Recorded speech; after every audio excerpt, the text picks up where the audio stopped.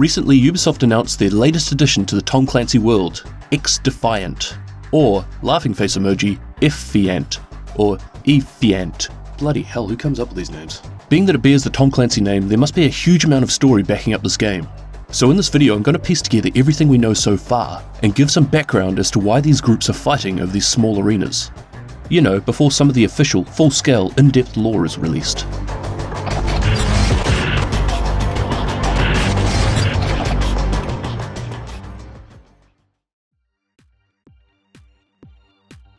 Let's start with the most obvious and familiar part, the factions. Now they've stated that more will be added after release, but we'll tackle these as they come. For now, we have the Wolves, Echelon, Cleaners, and Outcasts. The Wolves were featured in Tom Clancy's Ghost Recon Breakpoint. Lieutenant Cole D. Walker was a Ghost team leader.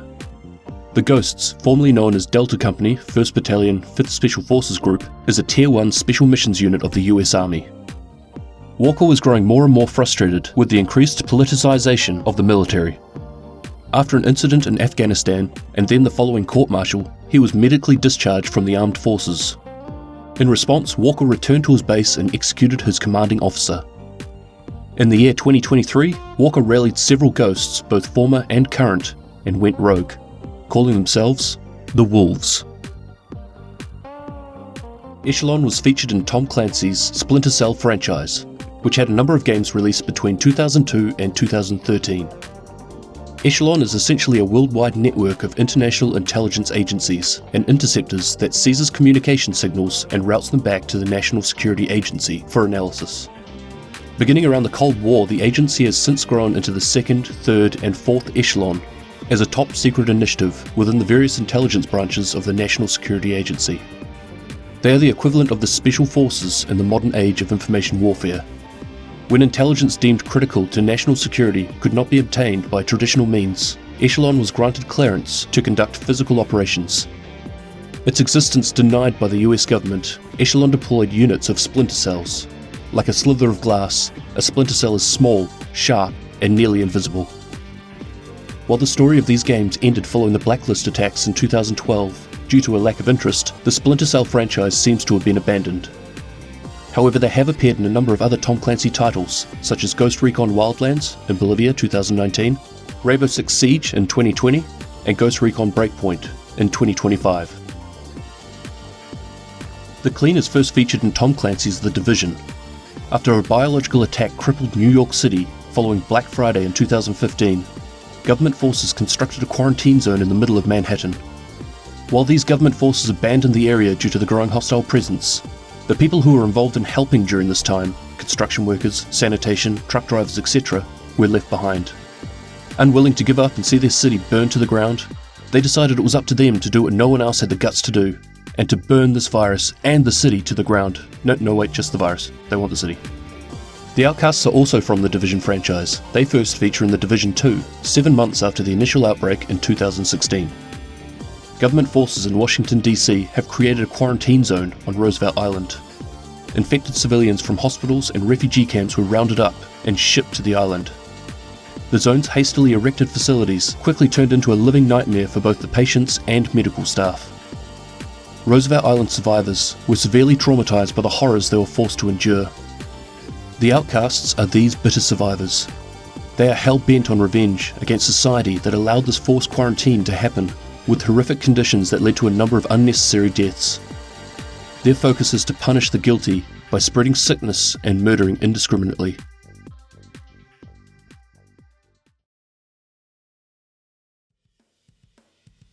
So how do all of these groups come together? The Wolves and Echelon are already in the same universe, as we've seen with a number of crossovers, especially with the most recent one in Breakpoint, where they landed on Aroa to help the Ghosts. But as we all know, the Division franchise is its own standalone Tom Clancy universe. So how on earth have they been able to cross over? After a bit of research, the answer is so obvious. It's been in front of us the whole time. The developers were actually pretty smart with how they included this in the game, hiding it in plain sight, ever since the beginning of the Division 1. When playing through the game over the years, a number of people have noticed the occasional event where the player character would suddenly fall through the map, like the ground would just disappear from beneath them. The uproar from such situations usually led to complaints on Reddit and Twitter about how broken the game is. but in reality, it was 100% working as intended. Kudos to those sneaky devs. It must have been hard holding on to this all those years. They could have spilled the beans a long time ago. But in reality, it was all going to plan, preparing for the continuation of the story for a PvP-based game to be released 7 or 8 years in the future. Following the increasingly popular real-world analysis of quantum mechanics known as the many worlds interpretation, the idea behind falling through the world in a way, like a glitch in the Matrix, is where sudden holes in reality have opened up gateways to the other worlds running along the same timeline. Now, 99.9% of the time, this sort of event would result in the death of the character. It's complicated to explain, but summing up, the exact location and universe of where the character is likely to be spat out is just one of trillions of possibilities. They could up appearing miles above the ground, only to fall to their death, or deep underground, maybe in the middle of the ocean, or inside the stone walls of a large building. In fact, I think I've had that one happen to me a number of times. So sneaky, those developers. So the cleaners and outcasts that we see in XD are some of the few that have survived. It's unclear whether they were all sucked through at the same time, or if this is the result of them coming together over the years. Who knows how many other factions have been vacuumed into this world? Maybe we'll be seeing them in future updates to the game.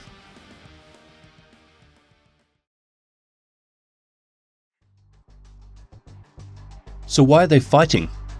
Good question. This isn't immediately obvious when watching the trailers. While the difference in each faction is fairly straightforward, Echelon versus Ghosts, there would be a few carry-on hostilities between these two groups from the Aroa conflict. Then there is the Cleaners and the Outcasts, where one group was established as a solution to the virus by burning it away, and the other just wanted to spread it. There is a pretty clear difference in goals here. And don't even get me started on the great Tom Clancy culinary conflict of 2024. Neighbourhood bake-off, savouries were burnt, comments were made, feelings were hurt. We won't go there, that's probably its own video. But in this Tom Clancy universe, the universe of XD, these factions have put their petty differences aside due to something much, much larger at play.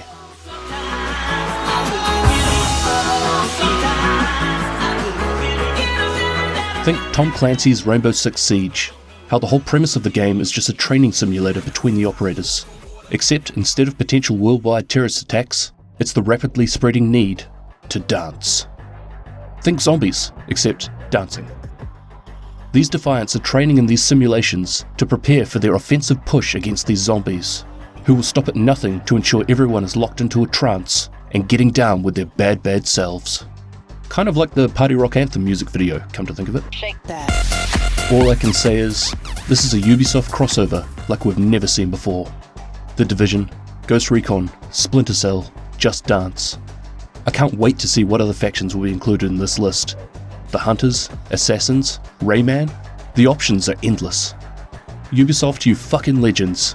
I applaud you for not being held back by the intricacies of the decades of genre and world-building content that you have under your belt, and rather continue to follow the system that you've been known for and excelled in for 20 plus years, that you are instead willing to throw it all in to follow the generic industry trends of what many other publishers started doing a long time before you.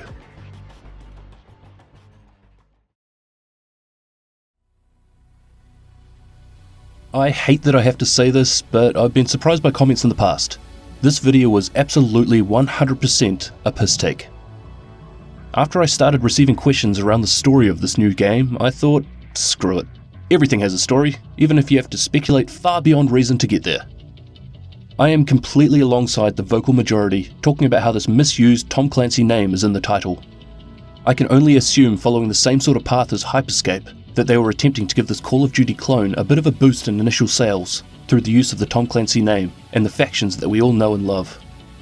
Consideration to the lore and universes has been completely disregarded, and while they state that this was only inspiration that was taken from those titles to build these factions, the fact that Tom Clancy is in the title of the game makes this whole idea completely misleading.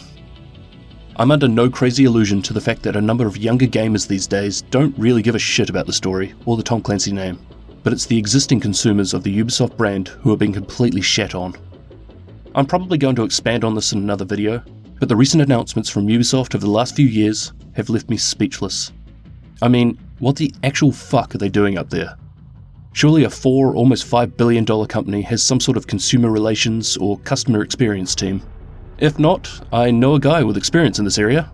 although I'm sure the level of honesty I've provided in this video probably hasn't been particularly well received. Anyway, this has been a bit of a different video for me. I'm sure a few of you are confused, but some of this had to be said. I probably had way too much fun making this video, so I can't guarantee there won't be more of these in the future. Otherwise, hopefully you enjoyed this, and I'll catch you in the next one. Cheers, bitches!